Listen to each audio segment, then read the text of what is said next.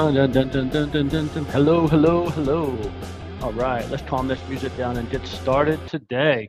All right, welcome back to another episode of Shoot the Hoot Raw. And hey, happy St. Patrick's Day. Hope you have your green on, unless you like being pinched, right? So whether you're joining live, catching the replay, or just stumbled in because someone told you there'll be some cybersecurity jokes, you're in the right place. I'm Chuck Taylor, co-founder and chief go-getter here at CyberHoot, and your host for today's episode, where we try to make cybersecurity a little more understandable, a little more practical, and hopefully a little more fun. Because let's be honest, most cybersecurity presentations, they feel like a PowerPoint hostage situation. Am I right?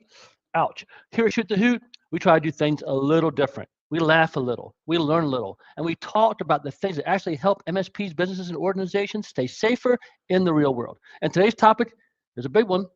We're talking about the three most dangerous emails your users receive.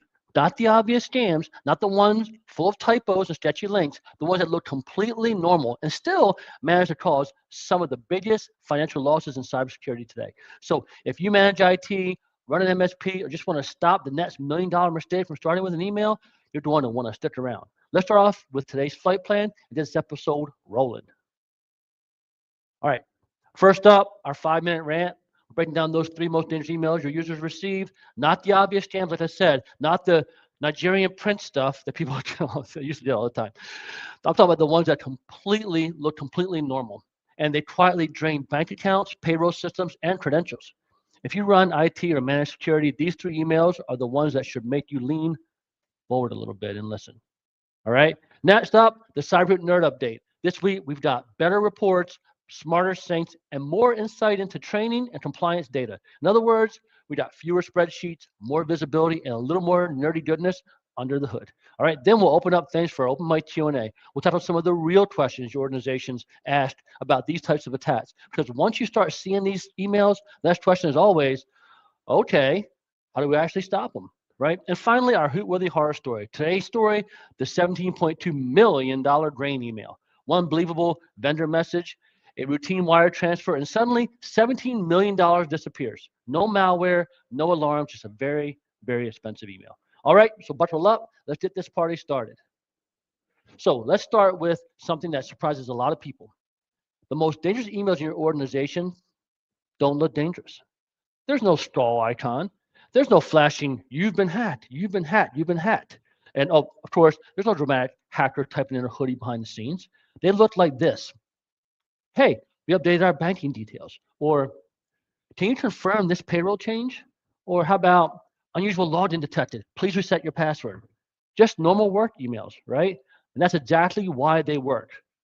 I mentioned this last week, and I'll say it again. According to the FBI, business email compromise scams have caused more than 55 billion, that's with a B, billion in losses worldwide. Not ransomware, not malware, email. Email. Routine-looking messages that show up in the middle of a busy Tuesday when someone's juggling meetings, Slack messages, and 42 unread emails. Attackers don't need to break your firewall. They just need someone to think, yeah, that looks about right. So let's hop into it. Here's the first dangerous email number one, the vendor payment change message. You've probably seen one that looks like this. Hey, quick update. We changed our banking details. Please send all future payments to this new account. Totally normal business request, except it isn't.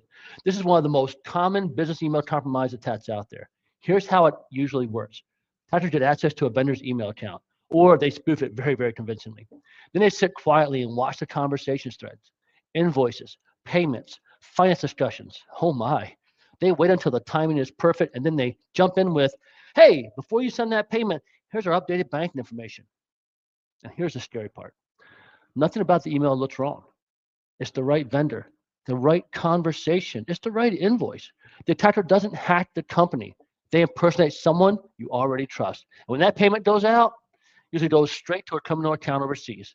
Could be thousands, could be millions.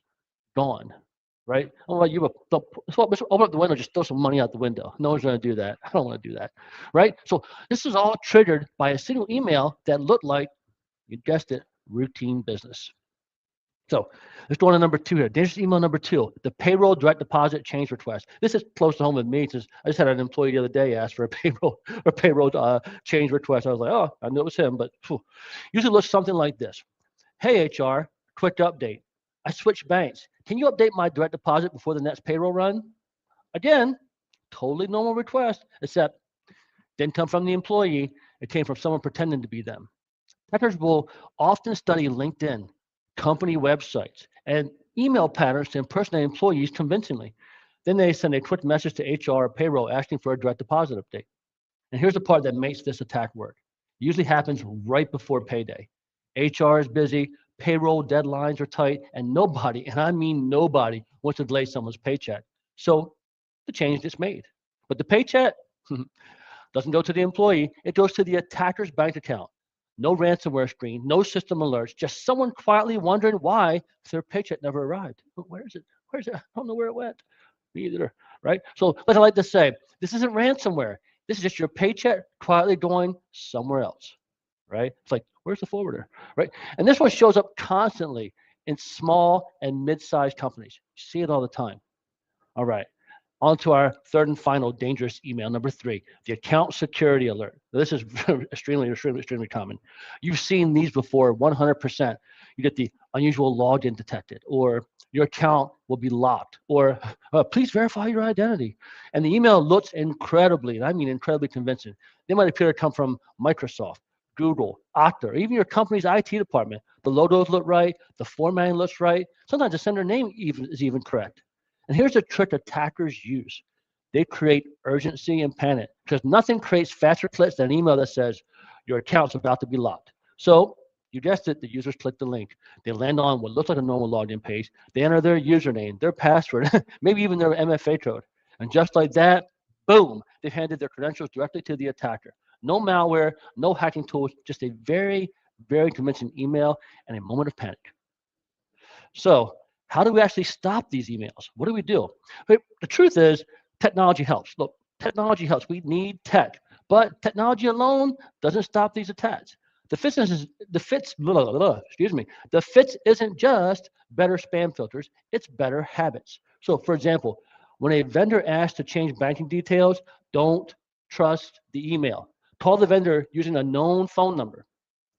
When HR gets a payroll update request, verify directly with the employee. Call them and talk to them. Or when users receive a scary security alert, teach them to pause before they click, right? And this is where training and phishing simulations make a huge difference because once employees see these tricks a few times, they stop reacting emotionally and start thinking critically. Attackers rely on speed and routine. Security wins when users slow down and say, oh, hold on a minute, I didn't double check this one. And that's how you turn everyday emails from a risk into something your team knows how to spot. So, all right. So now that we've looked at the 3 most dangerous emails your users will see in their inbox every day, let's switch gears and check out what's new inside our CyberHoot. Here's our nerd update. It's time again for the nerd update. First up, we've made several improvements to compliance reporting and training insights. So our compliance reports now run more efficiently, and we've added new metrics to the train user compliance page so you can see more detailed training performance at a glance. We also introduced new API endpoints and SDK support for training and policy statistics, which is great news for anyone integrating with CyberHoot data into their dashboards or external reporting. Next, we improved sync reliability and logging. We added better tracking for compliance checks. We improved error handling for Google Sync, and we added admin level logging so it's easier to see who changed sync settings and when. Basically, got more visibility, fewer mysteries. And finally, a few platform improvements. Attack fish, emails, and landing pages automatically translate to users' language, which makes simulations much more natural for our global teams. We also added a few usability tweaks like clearer trial, billing tool tips, and the ability to update HR contact information more easily in Autopilot. So overall, we've got better reporting, better visibility, and smoother operations across the entire platform. We're getting better and better, folks. And that's our CyberHoot Nerd Update for the week. Now, let's open things up for a few questions. And listen, if nobody has any questions, no worries. You know, I always have a few. I always have a few common ones that we hear from organizations and our partners. So let's see what happens. All right.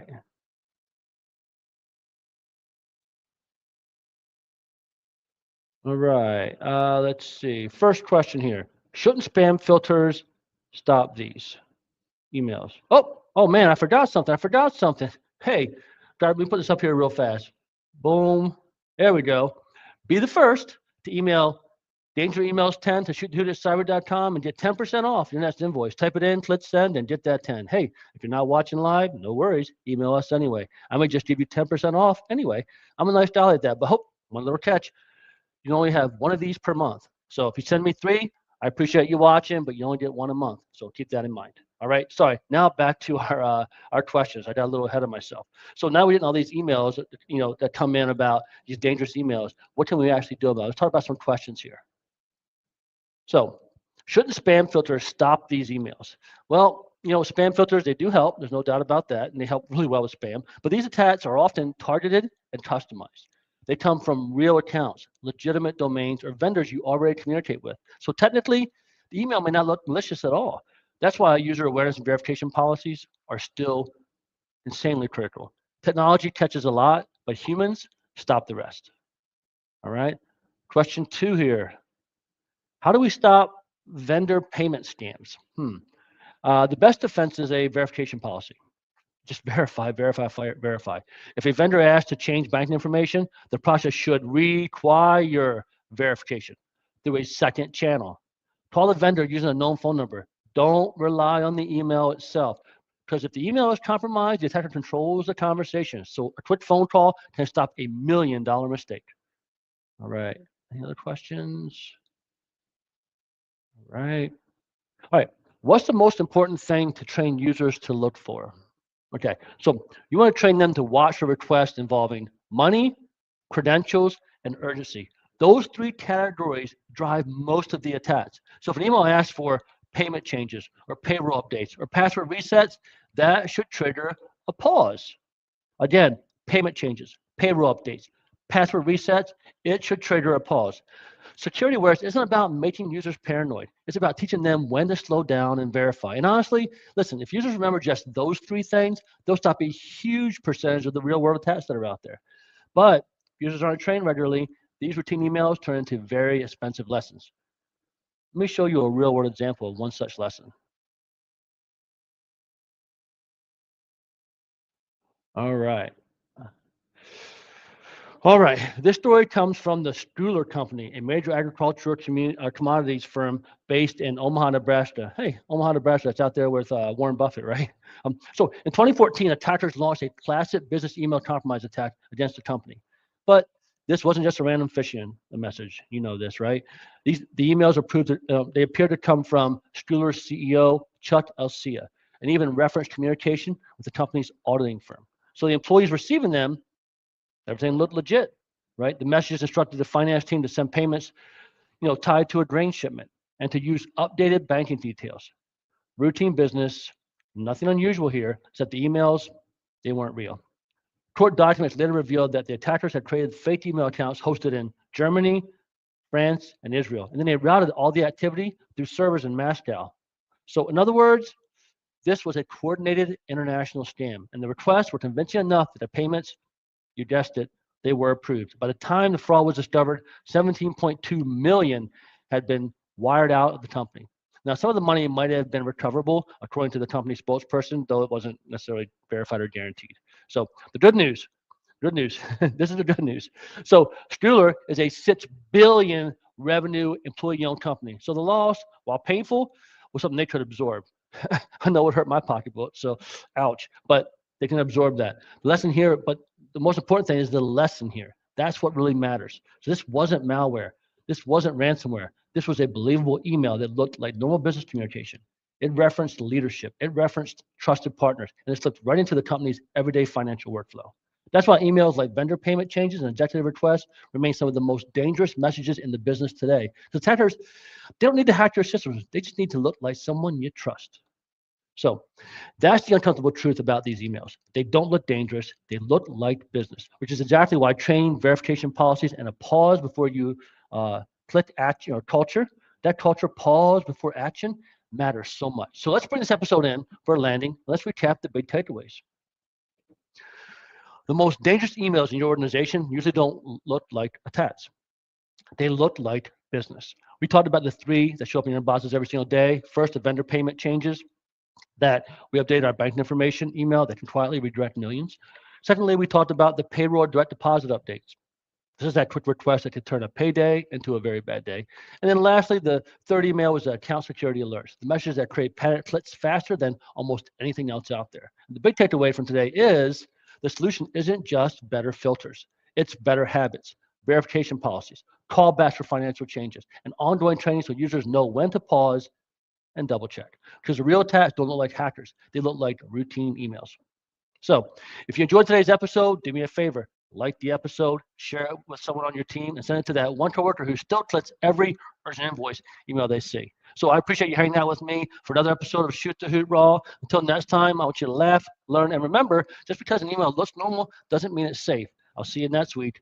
Hoot up.